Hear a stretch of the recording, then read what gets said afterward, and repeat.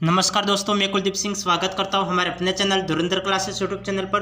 दोस्तों, हम linear equation in two variable के बारे में पढ़ रहे थे और हमारी लगभग 5 से 6 क्लासें हो चुकी है इस टॉपिक की। और कल से हम शुरू करेंगे परसेंटेज, प्रतिशत की कल से हम क्लास को शुरू करेंगे। तो आज की क्लास हमारी ये क्लास लास्ट क्लास रहने वाली है और इस क्लास में मैंने लगभग 70 से एबोज 70 प्लस मैंने प्रश्न करवा रखे हैं और इससे रिलेटेड बेसिक क्लास भी हमारी 1-2 बेसिक क्लास हुई थी, तो आप कंटिन्यू रूप से क्लास को देखा करें। तो चलो शुरू करते हैं बिना देरी किए। यहाँ पे हमें सवाल दे रखा है 4x + 3y = 25, 5x - 2y = 14 के हल है। हमें इसके हल ज्ञात करने हैं। तो हल ज्ञात करने के लिए हम क्या करेंगे, यहाँ पे हमें 2 इक्वेशन दे रखी है, तो हमें x का मान ज्ञात करना पड़ेगा और y का मान ज्ञात करना पड़ेगा।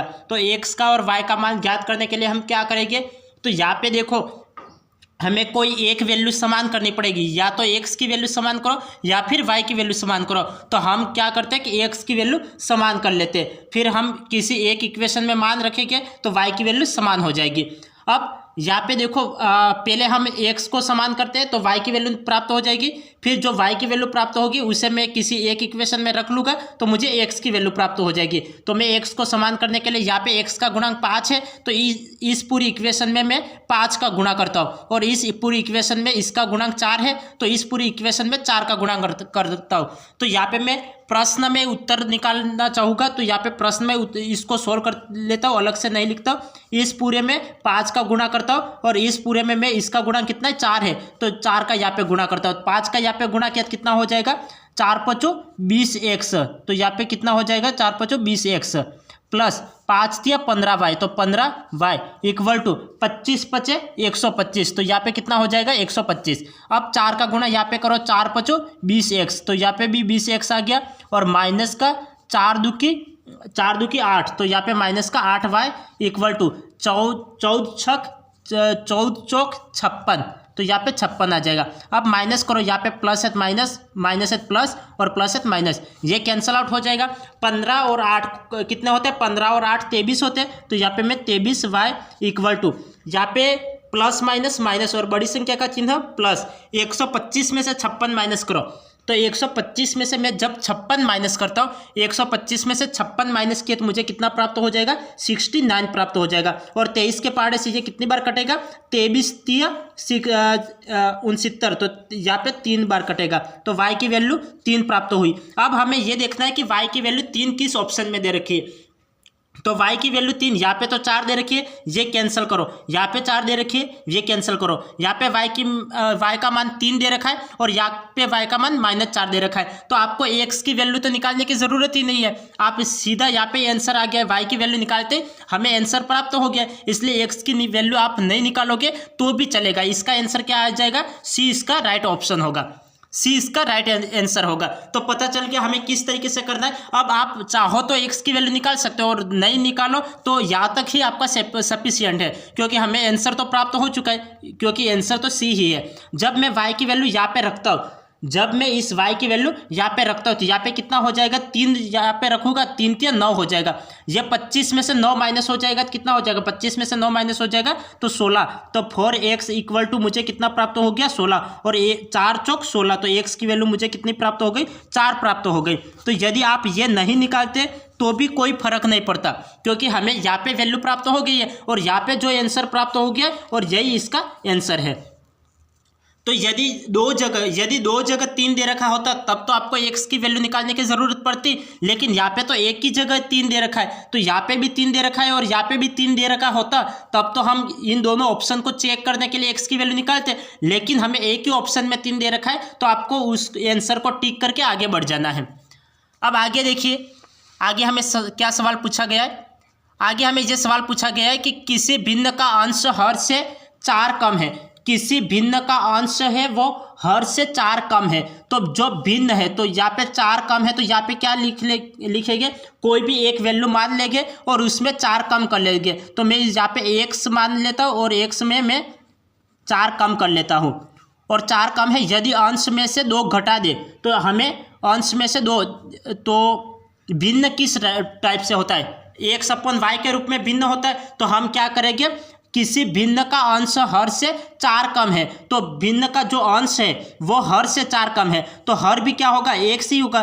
हर भी कितना होगा, हर x होगा। तो हर है वो अंश, सवाल क्या बोल रहे हैं, सवाल को ध्यानपूर्वक समझना, किसी भिन्न का अंश, तो यहाँ पे अंश है वो हर से 4 कम है, तो हर x है तो अंश क्या हो गया, x - 4 हो गया। अब हमें जैसे सवाल बोल रहे हैं वैसे करते जाना है। तो यहाँ पे 4 कम है तो हमने अंश में 4 को कम कर लिया, और यहाँ पे यदि अंश में से 2 घटा दे तो यहाँ पे आपको 2 घटा देना है, तथा हर में 1 जोड़ दे तो हर में आपको 1 जोड़ देना है, x + 1। तो हर अंश का 8 गुना हो जाता है, जो हर है वो अंश का कितना गुना हो जाता है, 8 गुना हो जाता है। तो ये कितना गुना हो जाता है, 8 गुना हो जाता है। तो भिन्न होगी, हमें भिन्न ज्ञात करना है। तो भिन्न कैसे ज्ञात करेंगे, अब यहाँ पे ये मत देखो, ये देखो, हमें जैसे सवाल बोल रहे हैं वैसे हमने किया। तो अब यहाँ पे देखो, यहाँ पे 8 का 8 एज इट इज आ जाएगा, इक्वल में 0। अब हमें क्रॉस मल्टीप्लीकेशन करवा लेना है। यहाँ पे ये कितना बचेगा, x और माइनस माइनस प्लस, बड़ी संख्या का चिन्ह माइनस, 4 और 2 कितना हो गया, 6 हो गया, इक्वल में x + 1। अब ये अंदर ऑपरेट करवा तो ये कितना हो जाएगा, 8x और माइनस का 6 × 2 = 48। तो यहाँ पे कितना हो जाएगा, 6 × 2 = 48 हो जाएगा, और इक्वल टू x + 1। यहाँ पे 8x और यहाँ पे x, यहाँ पे ये इधर आएगा तो ये कितना हो जाएगा, माइनस का हो जाएगा। तो माइनस का हो जाएगा तो ये कितना हो जाएगा, 7x इक्वल टू, यहाँ पे 48 माइनस का है तो इधर आएगा तो प्लस का हो जाएगा। तो 48 और 1 कितना हो गया, 49 हो गया। तो x की वैल्यू मुझे कितनी प्राप्त हो गई, 749। तो x की वैल्यू 7 प्राप्त हो गई, 749। तो x की वैल्यू मुझे 7 प्राप्त हो गई। अब मैं इस x की वैल्यू को मैं यहाँ पे रखूँगा, यहाँ पे x की वैल्यू मुझे 7 प्राप्त हुई, तो मैं 7 को यहाँ पे रखूँगा। तो यहाँ पे 7 में से 4 गए तो कितना बचेगा, 7 में से 4 गए तो मुझे 3 प्राप्त होगा, और अपॉन x की वैल्यू 7। तो 3/7 मुझे कहाँ दिख रहा है, तो ये सी ऑप्शन में दिख रहा है। तो सी ऑप्शन हमारा राइट आंसर होगा, सी ऑप्शन हमारा राइट आंसर हो गया। समझ में आ गया किस तरीके से हमने सवाल को किया। जैसे सवाल बोल रहा है, आपको सवाल को समझते हुए, पहले तो आपको सवाल समझ में नहीं आता है तो सवाल को 1 से 2 बार पढ़ लिया करो। जल्दी सवाल को 1 से 2 बार पढ़ो और इसके बाद सवाल को करना शुरू करो। तो कैसे करना है, यदि किसी स्टूडेंट्स को नहीं समझ में आया हो तो एक बार मैं सवाल को वापस रिपीट कर रहा हूँ, तो एक बार वापस देखिए। हमें दे रखा था किसी भिन्न का अंश, तो अंश है वो हर से 4 कम है, तो मैंने हर को x माना, और अंश है वो क्या है, x से 4 कम है, तो मैंने x - 4 अपॉन x लिख लिया। अब जैसे सवाल बोल रहा है वैसे करते जाओ, आपको लैंग्वेज वगैरह कोई भी यूज़ नहीं करनी है, आपको यहाँ पे लैंग्वेज नहीं लिखनी है, और जैसे सवाल बोल रहा है वैसे स्टेप बाय स्टेप सवाल को करना है। किसी भिन्न का अंश हर से 4 कम है, तो किसी भिन्न का अंश है वो हर से 4 कम है, तो -4 कर लिया। यदि अंश में 2 घटा दे तो यहाँ पे 2 घटा दिया, हर में 1 जोड़ दे तो हर में 1 जोड़ दिया, तो हर अंश का 8 गुना हो जाता है। तो अंश का कितना गुना हो जाता है, 8 गुना हो जाता है, तो 8 का गुणा कर लिया।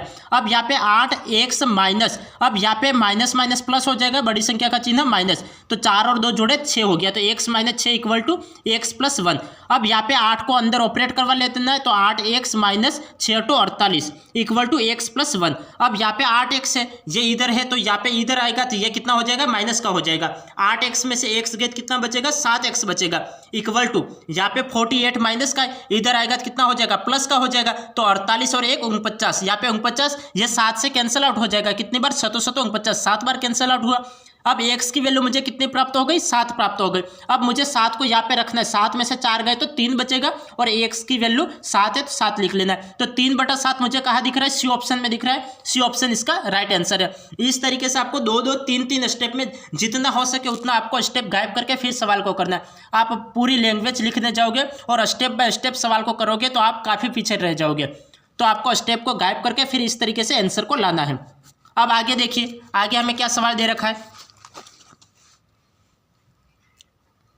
आगे हमें यह सवाल दे रखा है कि x - 2y इक्वल टू 2 तथा x - 3y + 3 इक्वल टू 0 में y का मान है। हमें यहाँ पे y का मान ज्ञात करना है। तो y का मान ज्ञात करने के लिए हम क्या करेंगे, y का मान ज्ञात करना है तो x का मान समान होना चाहिए। तो हम यहाँ पे देख रहे हैं कि यहाँ पे ये प्लस का 3 है, तो उधर ले जाओ तो ये कितना हो जाएगा। अब ये 2 उधर है, 2 उधर है, तो हमें इसको भी उधर ले जाना पड़ेगा। तो उधर ले जाओगे तो ये कितना हो जाएगा, यहाँ पे ये प्लस का 3 है, उधर ले जाओगे तो माइनस का 3 हो जाएगा। अब यहाँ पे देखो सवाल में इसको सोल्व करना है, तो सवाल में कैसे सोल्व करोगे, यहाँ पे ये प्लस का 3 है, उधर हो जाएगा माइनस का 3 हो जाएगा। जब मैं इस समीकरण में से ये समीकरण में माइनस करूँगा तो यहाँ पे -3 हो गया। तो ये संख्या 2 तो बड़ा है, ये 2 पॉजिटिव है इसलिए 2 बड़ा है, और यहाँ पे -3 मैं एक बार लिख लेता हूँ, जैसे x -3y इक्वल टू ये +3 है, उधर -3 हो जाएगा। अब मैं इसमें से ये घट रहा होगा तो ये कितना हो जाएगा, प्लस का, तो ये माइनस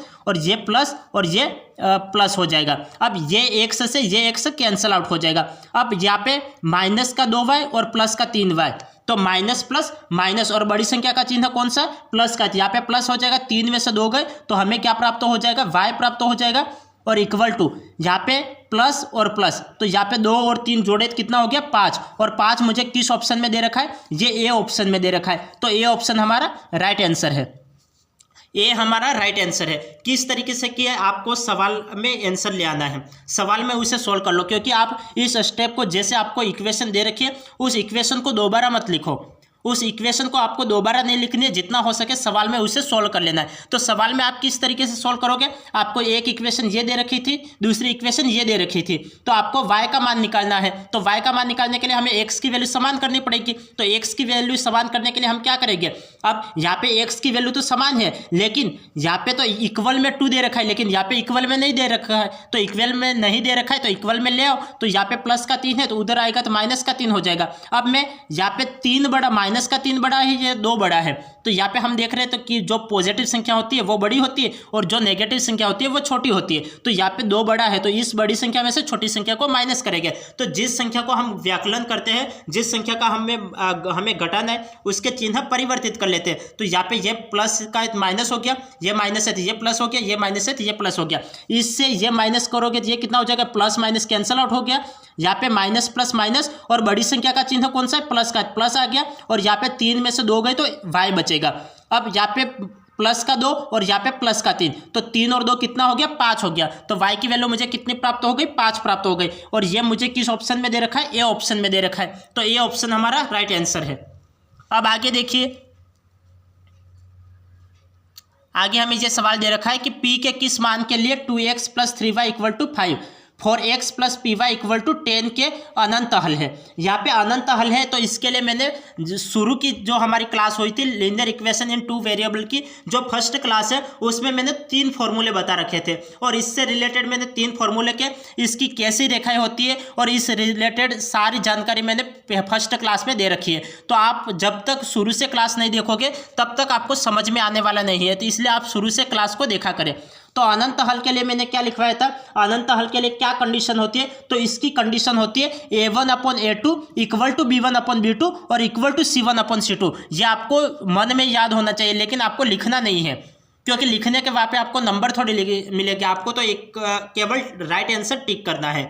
तो आपको a1/a2, a1 की वैल्यू 2 है और a2 की वैल्यू 4 है, तो 2/4 हो गया। b1/b2, b1 की वैल्यू 3 है और b2 की वैल्यू कितनी है, p है, और c1/c2, तो c1 की वैल्यू कितनी है, यहाँ पे c1 की वैल्यू कितनी है, यहाँ पे ये इधर आएगा तो माइनस का हो जाएगा और ये भी माइनस का हो जाएगा। नहीं लिखो तो भी फर्क नहीं पड़ेगा, चलो लिख ही लेते हैं, -5/- -10, क्योंकि माइनस माइनस वैसे भी प्लस होने वाला है। अब हम क्या करेंगे कि यहाँ पे इसको आप सोल्व करना है, तो यहाँ पे 2 दूकी 4, यहाँ पे 2 बार कैंसल आउट होता है तो यहाँ पे 1/2 लिख सकता हूँ। 5 दूकी 10, तो यहाँ पे 2 बार कैंसल आउट होता है तो 1/2 लिख सकता हूँ। तो यहाँ पे 3, यहाँ पे मैं क्या रखूँ कि ये 2 बार कैंसल आउट हो जाए, तो 3 दूकी 6, तो p की वैल्यू कितनी हो जाएगी, p की वैल्यू 6 हो जाएगी। जब मैं यहाँ पे 6 रखता हूँ तो ये भी 2 बार कैंसल आउट हो जाएगा, 3 एकम 3, 3 दूकी 6, तो यहाँ पे p की वैल्यू कितनी हो गई, 2 प्राप्त हो गई। आप इसको क्रॉस मल्टीप्लीकेशन से भी कर सकते हो, ऐसा कोई इश्यू नहीं है। आप कोई भी 2 स्टेप लो, आप जितने भी तरीके में लगभग 2-2, 3-3 तरीके से सवाल को समझा चुका हूँ। आपको जिस तरीके से करना उचित लगता है आप उस तरीके से सवाल को करिए। पहले तो मैंने ये 1/2 यहाँ पे आ रहा है, 1/2 यहाँ पे आ रहा है, तो इसको 1/2 करने के लिए p की वैल्यू 6 रखी और हमें p की वैल्यू 6 लानी थी, तो यहाँ पे 6 c ऑप्शन में दे रखा है, तो ये इसका राइट आंसर हो गया। दूसरा तरीका क्या है कि आप 2 स्टेप लो, फर्स्ट और सेकंड 2 स्टेप लिया, फिर क्रॉस मल्टीप्लीकेशन करवाओ। 1 का गुणा p से किया तो p प्राप्त हो गया, 2 का गुणा 3 से करवाओ तो 6 प्राप्त हो गया, तो p की वैल्यू कितनी प्राप्त हो गई, 6 प्राप्त हो गई। इस तरीके से आप किसी भी तरीके से सवाल को कर सकते हो, लेकिन आपको तरीका पता होना चाहिए कि हम किस तरीके से सवाल को करेंगे। तो अनंत हल कैसे हो गया, तो समझ में आ गया कि जब a1/a2 equal to b1/b2 equal to c1/c2 होगा तब इसके हल अनंत हो गया। और अनंत के लिए हमने इसको सोल्व करके देख लिया। हमने दो तरीके से किया, पहला तो 1/2 और यहाँ पे भी 1/2 लाने के लिए मैंने यहाँ पे 6 रख लिया। अब दूसरा क्या है कि आपको क्रॉस मल्टीप्लिकेशन करवाना है। आप इस तरीके से करो तो भी यही आंसर आएगा और इस तरीके से करोगे तब भी यही आंसर आएगा। क्रॉस मल्टीप्लिकेशन करवाओगे तो p और यहाँ पे 3 दूनी 6, तो p की वैल्यू कितनी प्राप्त हो गई, 6 प्राप्त हो गई। इस तरीके से दोनों तरीके से सवाल को समझा लिया।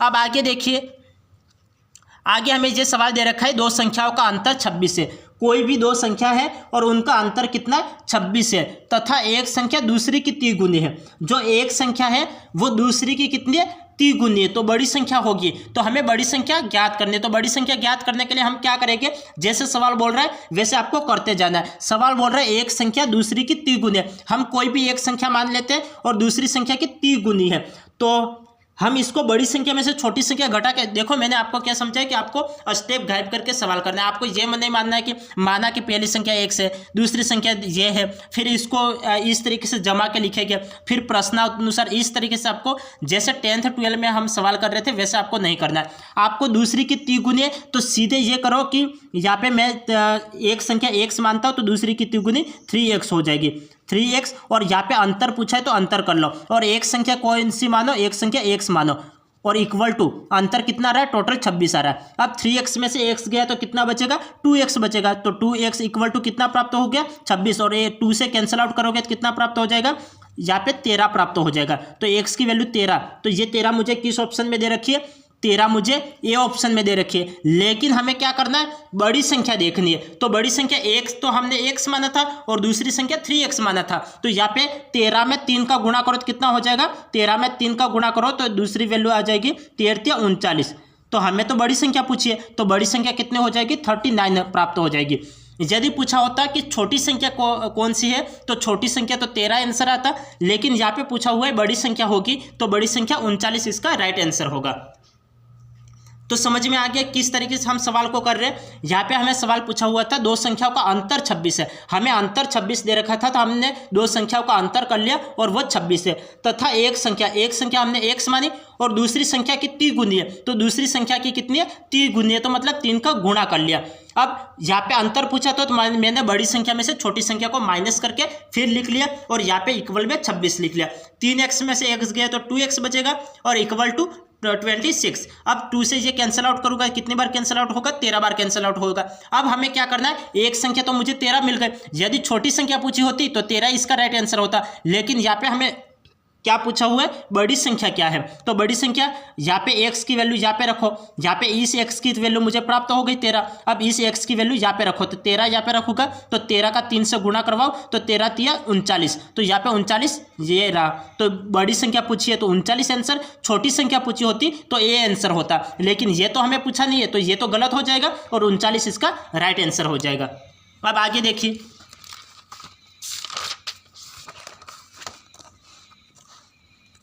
आगे हमें पूछा हुआ है,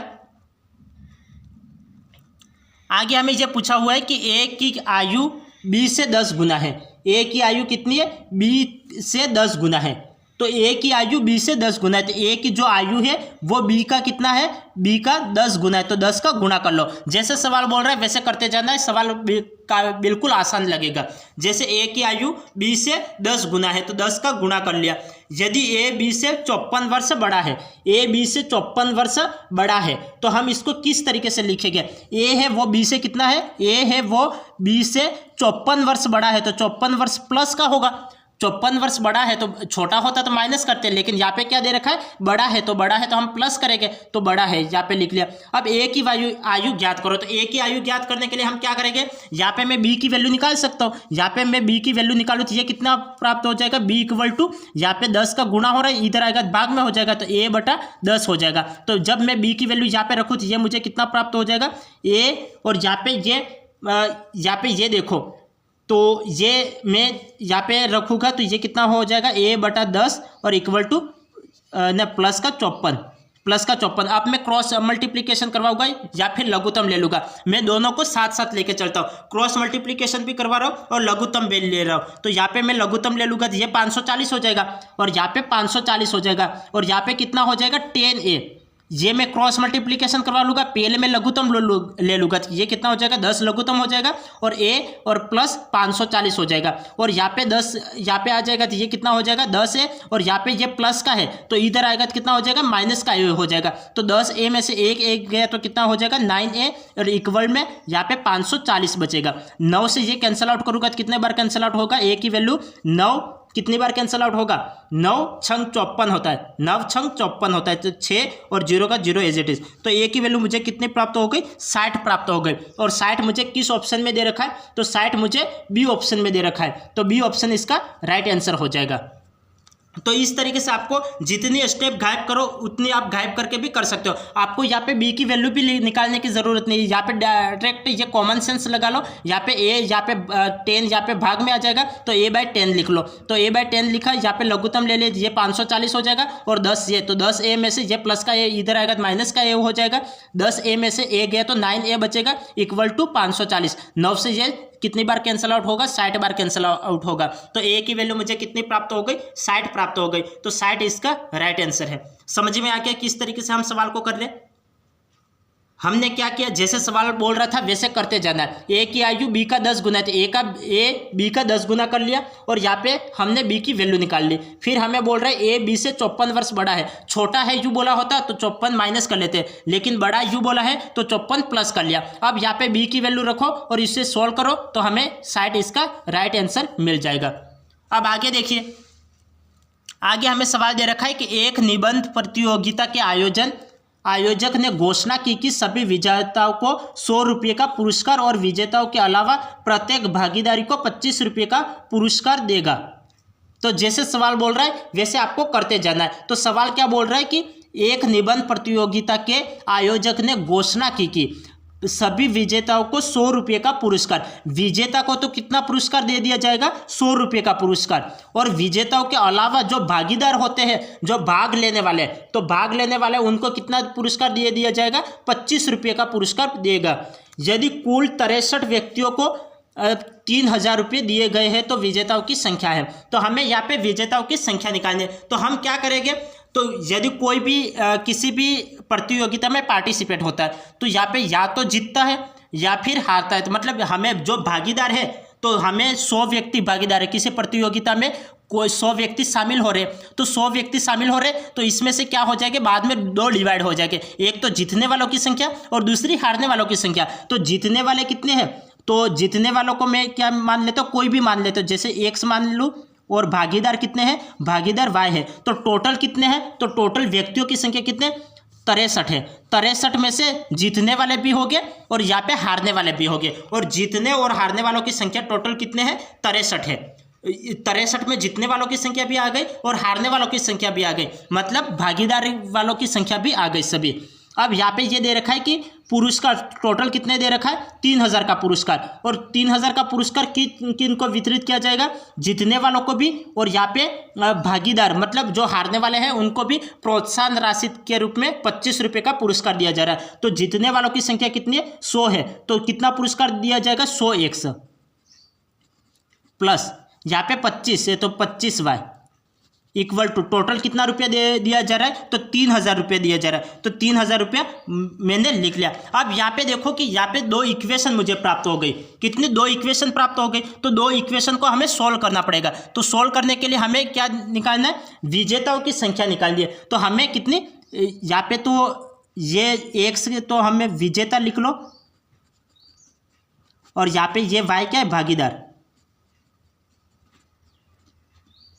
तो हमें x की वैल्यू निकालनी है। तो x की वैल्यू निकालने के लिए हम क्या करेंगे, y की वैल्यू को समान करेंगे। y की वैल्यू को समान करने के लिए y का गुणांक कितना है 25 है, तो 25 का मैं यहाँ पे गुणा करवा लेता हूँ। तो ये कितना हो जाएगा 25x प्लस यहाँ पे 25y इक्वल टू 25 का मैं 63 से गुणा करवाता हूँ। तो ये मुझे कितना प्राप्त हो जाएगा 25 का 63, तो 25 या 75, 25 या 75, 25 या 75, तो 5 हासिल 7 और 25 छंग 150 और 7 हासिल तो 157, तो यहाँ पे कितना हो जाएगा 1575।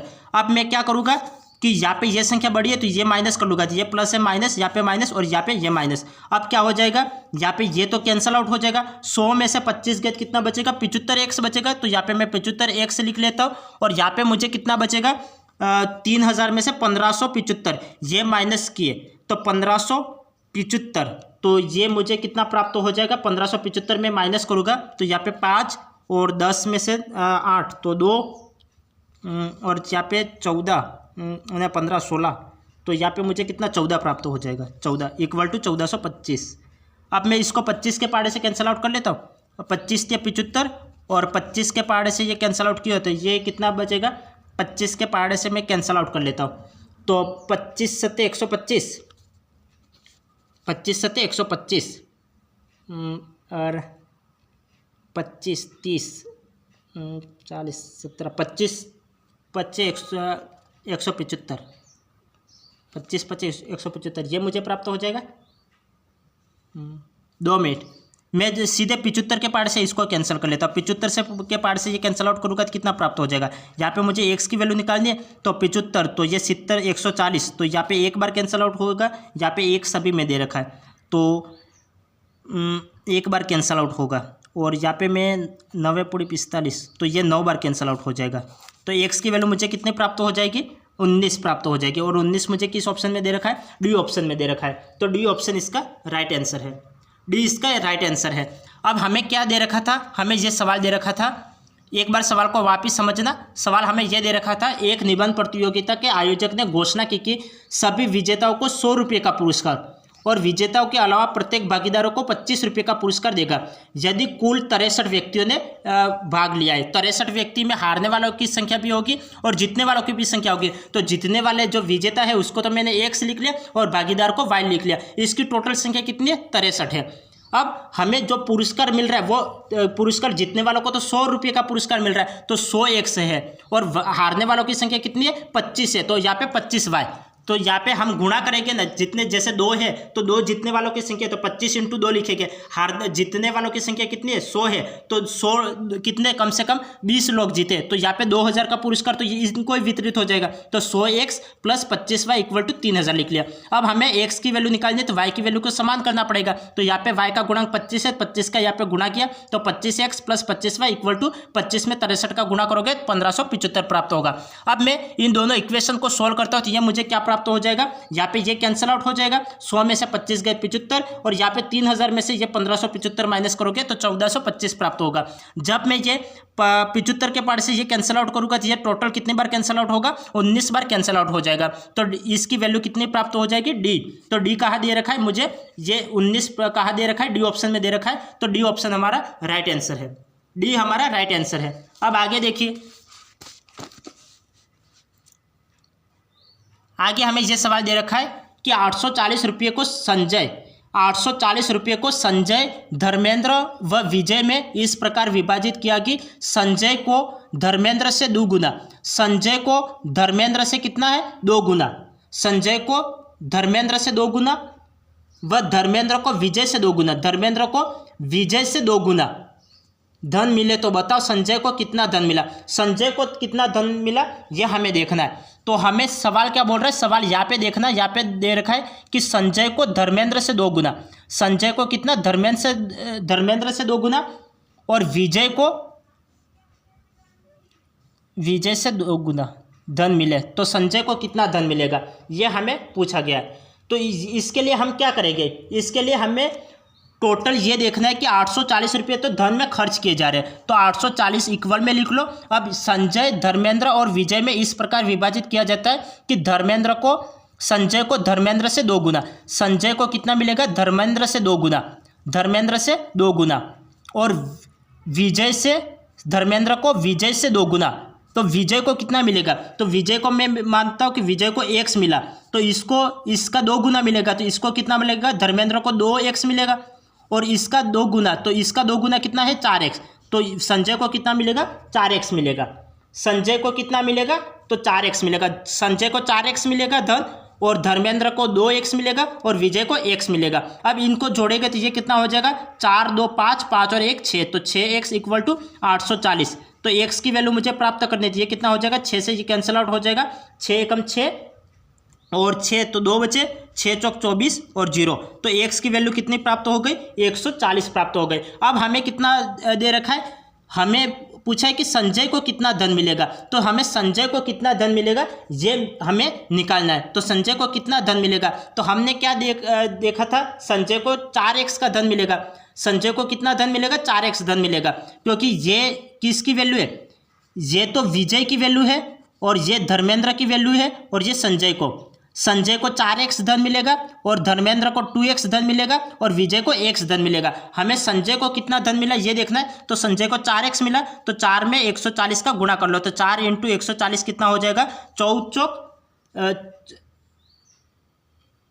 2 मिनट, 6 एकम 6, 2 बचे और 1 छंग छंग 2 छंग 12, 1 छंग छंग 2 छंग 12, 2 बचे, तो 1 छंग छंग 2 छंग 12, 3 छंग 18, 4 5 6 7, अरे 2 मिनट, ये गलती हो गई। यहाँ पे 7 1 है, टोटल 4 और 2 4 और 2 6 और 1 7, तो यहाँ पे 7 से कैंसिल आउट करोगे तो ये कितना प्राप्त हो जाएगा, 7 से कैंसिल आउट, 7 एकम 7 और 1 बचा, 7 2 के 14 0, 120, तो यहाँ पे 120, 4 का 120 से गुणा करोगे तो 12 चौक 48, तो टोटल कितना 480, तो 480 इसका राइट आंसर होगा। 480 कहाँ दे रखा है, बी ऑप्शन में दे रखा है, तो बी ऑप्शन इसका राइट आंसर होगा। कैसे किया एक बार वापस समझना।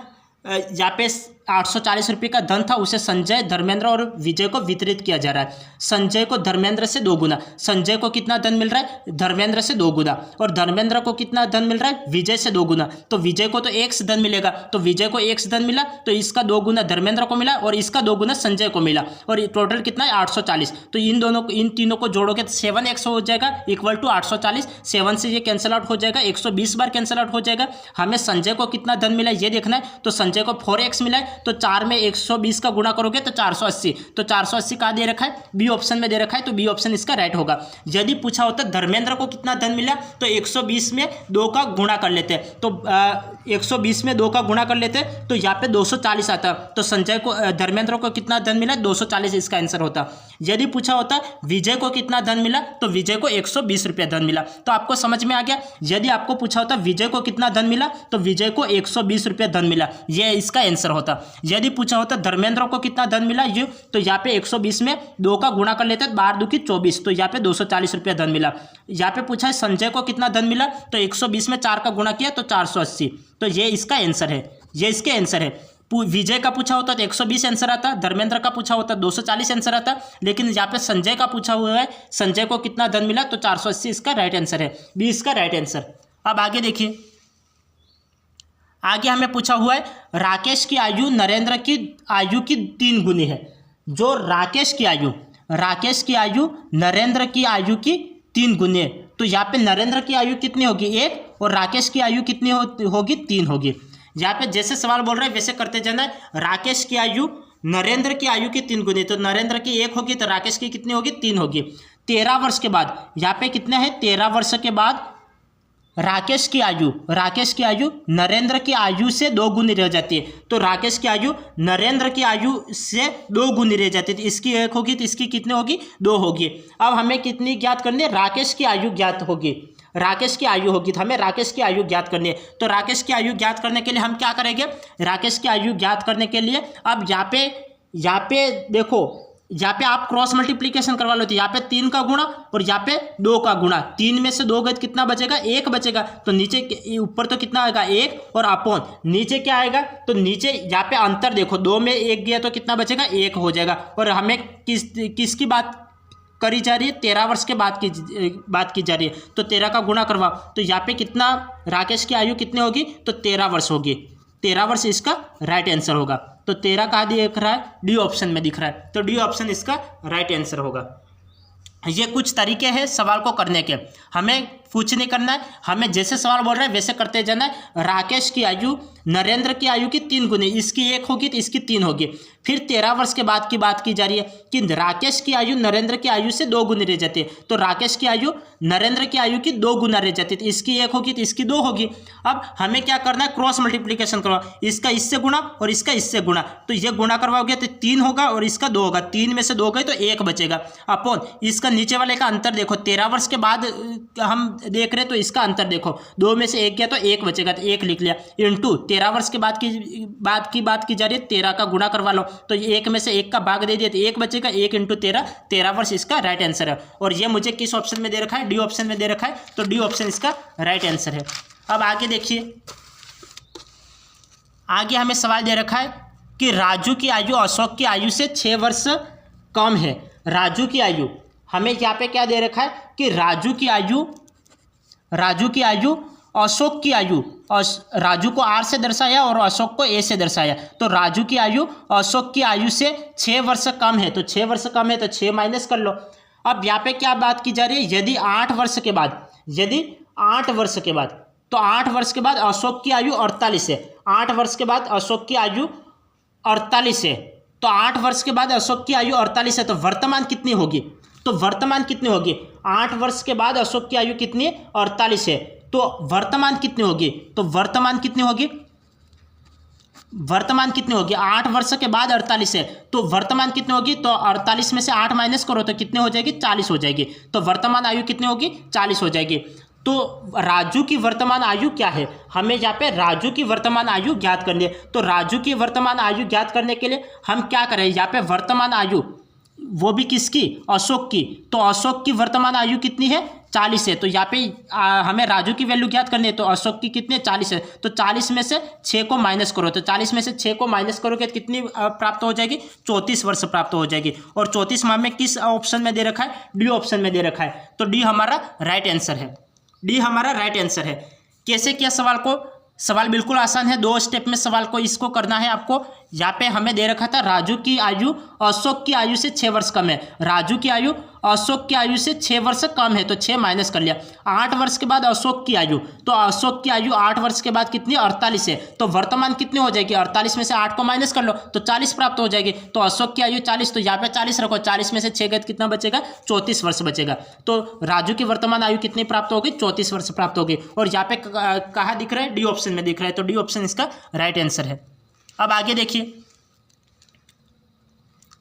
आगे हमें सवाल दे रखा है कि विजय ने कोई संख्या सोची, विजय ने क्या सोची, कोई संख्या सोची है और उसमें से 5/2 घटाया जाता है। हम मानते हैं कि विजय ने एक से संख्या या फिर विजय ने एक से संख्या सोची और उसमें से 5/2 घटाया जाता है। जैसे सवाल बोल रहा है वैसे करते जाओ। विजय ने एक से संख्या सोची, उसमें 5/2 घटाया जाता है, तो प्राप्त परिणाम को 8 से गुणा किया जाता है। प्राप्त परिणाम, हमें जो परिणाम प्राप्त होगा उसको किससे गुणा किया जाता है, 8 से गुणा किया जाता है। तो यहाँ पे इसको 8 से गुणा कर लो, तो 8 से गुणा करवाना है, 8 से गुणा किया जाता है। विजय को जो परिणाम प्राप्त हुआ वह मूल संख्या का 3 गुना है। तो मूल संख्या कितनी सोची थी, हमें 1 से सोची थी और इसका कितना है, 3 गुना है। तो मूल संख्या क्या है, हमें मूल संख्या x की वैल्यू हमें ज्ञात करनी है। तो x की वैल्यू ज्ञात करने के लिए हम क्या करेंगे, तो x की वैल्यू ज्ञात करने के लिए मैं इसमें 2 का भाग दे दूँ, तो ये मुझे कितना, 8 को अंदर ऑपरेट करवाओ और 2 का भाग दे दो, तो यहाँ पे ये मुझे कितना प्राप्त हो जाएगा। यहाँ पे मैं मुझे भाग भी देना है और 2 का गुणा भी करवाना है, तो ये मुझे ये प्राप्त हो जाएगा। यहाँ पे 8 का गुणा करवाओ, तो यहाँ पे 8x प्राप्त हो जाएगा और माइनस यहाँ पे 2 से ये कितने बार कैंसिल आउट हो जाएगा, 2 चौके 8, 2 चौके 8 4 बार और 4 5 20, तो यहाँ पे 8x minus 20 equal to 3x ये प्राप्त हो गया। और 8x यहाँ पे 3x प्लस का इधर आएगा तो माइनस का हो जाएगा, 8 में से 3 गए तो कितना बचेगा 5x, और यहाँ पे माइनस का इधर आएगा तो प्लस का 20 हो जाएगा, तो 5 चौक 20, तो x की वैल्यू मुझे कितनी प्राप्त हो गई, 4 प्राप्त हो गई, और 4 मुझे सी ऑप्शन में दे रखा है, तो ये इसका राइट आंसर है। हमें क्या दे रखा था, विजय ने कोई संख्या सोची, हमने 1 से मान लिया और उसमें 5/2 घटाया जाता है, 5/2 घटा दिया, तो प्राप्त परिणाम को 8 से गुणा किया जाता है, इसको 8 से गुणा करवा लिया। जो परिणाम प्राप्त हुआ वह मूल संख्या का 3 गुना है। जो परिणाम प्राप्त हुआ वह मूल संख्या हमने 1 से सोची थी, इसका 3 गुना है। फिर हमने क्या किया, 8 को अंदर ऑपरेट करवा लिया, तो ये कितना हो गया, 8x हो गया। यहाँ पे 8 को इससे गुणा करवाया तो माइनस का माइनस एज इट इज, ये 8 से ये 2 से 8 कैंसिल आउट हो जाएगा, 2 चौके 8 और 4 पचे 20, तो 20 लिख लिया। अब यहाँ पे माइनस का 20 है, उधर जाएगा प्लस का 20, और यहाँ पे 3x है तो इधर आएगा माइनस का 3x हो जाएगा। 8 में से 3 गए 5x, और 5 से ये 4 बार कैंसिल आउट हो जाएगा, तो x की वैल्यू मुझे 4 प्राप्त हो जाएगी, और ये मुझे सी ऑप्शन में दे रखा है, तो सी ऑप्शन इसका राइट आंसर है। अब आगे देखिए, आगे हमें दे रखा है कि एक कक्षा के विद्यार्थियों में से एक कक्षा के विद्यार्थियों में से आधे फुटबॉल खेलना पसंद करते हैं। एक कक्षा में विद्यार्थियों में से आधे फुटबॉल खेलना पसंद करते हैं। तो एक कक्षा में टोटल विद्यार्थी कितने थे, तो टोटल विद्यार्थी हम कोई भी x मान लेते हैं, और उसमें से आधे कितने फुटबॉल खेलना पसंद करते हैं। तो इसमें से जो आधे हैं वो तो फुटबॉल खेलना पसंद करते हैं, आधे फुटबॉल खेलना पसंद करते हैं, और शेष 3/4 क्रिकेट खेलना पसंद करते हैं। तो शेष 3/4 क्रिकेट खेलना पसंद करते हैं, तो 3/4 कितने क्रिकेट खेलना पसंद करते हैं। शेष 9 विद्यार्थी बैडमिंटन खेलना पसंद करते हैं। शेष 9 विद्यार्थी कितने बैडमिंटन खेलना पसंद करते हैं। कक्षा में कुल कितने विद्यार्थी है, तो हमें यहाँ पे x की वैल्यू ज्ञात करनी है। तो x की वैल्यू ज्ञात करने के लिए हम क्या करेंगे, x की वैल्यू ज्ञात करने के लिए हम क्या करेंगे, तो इसके लिए यहाँ पे देखिए कि हमें सवाल को एक बार वापस पढ़ना पड़ेगा। एक कक्षा के विद्यार्थियों में से आधे फुटबॉल खेलना पसंद करते हैं, तो आधे तो फुटबॉल खेलना पसंद करते हैं, तो आधे फुटबॉल खेलना पसंद करते हैं, तो आधे रहे, तो उसमें से शेष 3/4 क्रिकेट खेलना पसंद करते हैं। तो इसको हम गुणा करवा लेते हैं, तो यहाँ पे कितना हो जाएगा, 3x/8 हो जाएगा, ये 3x/8, और शेष कितने 9 विद्यार्थी बैडमिंटन खेलना पसंद करते हैं। तो शेष 9 विद्यार्थी बैडमिंटन खेलना पसंद करते हैं।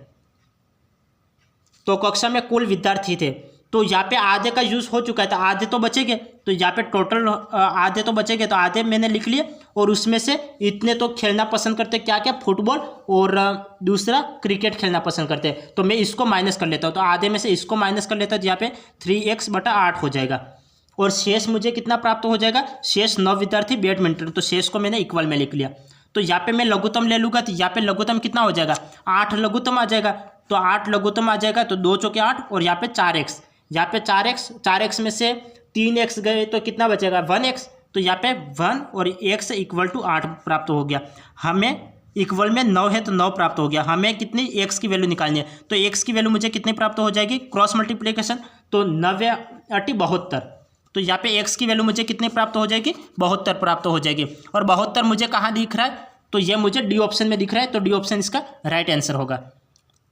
तो समझ में आ गया कि किस तरीके से सवाल किया है। हमें दे रखा है कि एक कक्षा के विद्यार्थियों में से आधे फुटबॉल खेलना पसंद करते हैं, तो आधे फुटबॉल खेलना पसंद करते हैं, तो x/2 लिख लिया। इसमें से 3/4 वो क्रिकेट खेलना पसंद करते हैं, तो इनका गुणा करवा लिया, 3x/8 हो गया। तो यहाँ पे आधे तो हमने काउंट कर लिए, लेकिन आधे बचे, कोई भी वैल्यू हमें अपने आप में 100 होती है, इसमें आधे काउंट कर लिए तो आधी बची, तो आधी में से हम 3x/8 को माइनस करेंगे, और शेष 9 है वो बैडमिंटन खेलना पसंद करते हैं, तो इसको इक्वल में लिख लिया। अब मैं इसको लघुत्तम ले लूँगा, तो मुझे ये प्राप्त हो गया, और ये इक्वल में 9, तो इसका गुणा करवा लो, तो 9×8 = 72, तो x की वैल्यू 72 प्राप्त हो गई, और 72 डी ऑप्शन इसका राइट हो गया।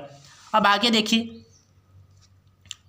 आगे हमें दे रखा है, यदि समीकरण 4x + 3y + 5 = 0 और 6x - ky - 7 = 0 का कोई हल न हो तो k का मूल्य कितना होगा। हमें यहाँ पे k का मूल्य ज्ञात करना है। तो कोई हल कब नहीं होगा, जब a1/a2 = b1/b2 does not equal to c1/c2 होगा, तब कोई हल नहीं होगा। मैं डायरेक्ट कर रहा हूँ, 4/6 = 3/ -k, तो यहाँ पे कितना है, -k, हमें k की वैल्यू ज्ञात करनी है, तो आगे नहीं लिखना है आपको, जितना काम आ रहा है उतना लिख लो। तो यहाँ पे -4k हो जाएगा = 36 18, 4 से ये कितने बार कैंसिल हो जाएगा, 4 से ये कितनी बार कैंसिल हो गया, 4 से ये 4 चौक 16, और यहाँ पे पॉइंट लगा लो, तो 20 हो गया, 16 17 18 20, तो 4 5 20, तो यहाँ पे माइनस आ जाएगा। तो k की वैल्यू कितने हो जाएगी, -4/5। ये मुझे किस ऑप्शन में दे रखा है, ये मुझे ए ऑप्शन में दे रखा है, तो ए ऑप्शन इसका राइट होगा। यहाँ पे कि कोई हल नहीं प्राप्त होगा। कब हल प्राप्त नहीं होगा, जब a1/a2 = b1/b2 does not equal to c1/c2। मैंने a1/a2 की वैल्यू लिख ली, b1/b2 की वैल्यू लिख ली, क्रॉस मल्टीप्लिकेशन करवा लिया, और क्रॉस मल्टीप्लिकेशन करते k का मान मुझे ये प्राप्त हो गया, तो ए ऑप्शन हमारा राइट आंसर है। अब आगे देखिए,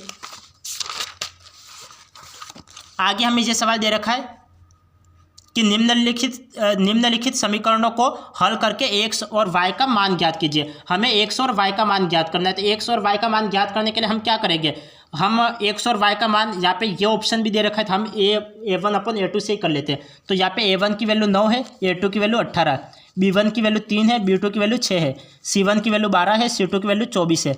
अब 9 2 की 18, 1/2 प्राप्त होगा, 3 2 की 6 और 8 2 की 24, तो 1/2 1/2 1/2, तो कोई अद्वितीय हल नहीं और इसका अनंत हल हो सकते हैं, क्योंकि यहाँ पे भी 1/2 आ रहा है, यहाँ पे भी 1/2 आ रहा है, यहाँ पे भी 1/2 आ रहा है, तो डी ऑप्शन इसका राइट आंसर होगा। क्योंकि टाइम पे हो गया इसलिए हम जल्दी जल्दी सवाल को करें। अब आगे देखिए, यहाँ पे हमें क्या सवाल दे रखा है, पी के किस मान के लिए निम्न समीकरणों का केवल एक ही हल होगा। पी के किस मान के लिए निम्न समीकरणों का केवल एक ही हल होगा। कब एक ही हल होगा, जब a1/a2 does not equal to b1/b2 होगा, तब एक ही हल प्राप्त होगा। a1 की वैल्यू कितनी है, a1 की वैल्यू 2 है और a2 की वैल्यू 2 है। Does not equal to b1 की वैल्यू कितनी है, जहाँ पे 3 है और b2 की वैल्यू कितनी p है।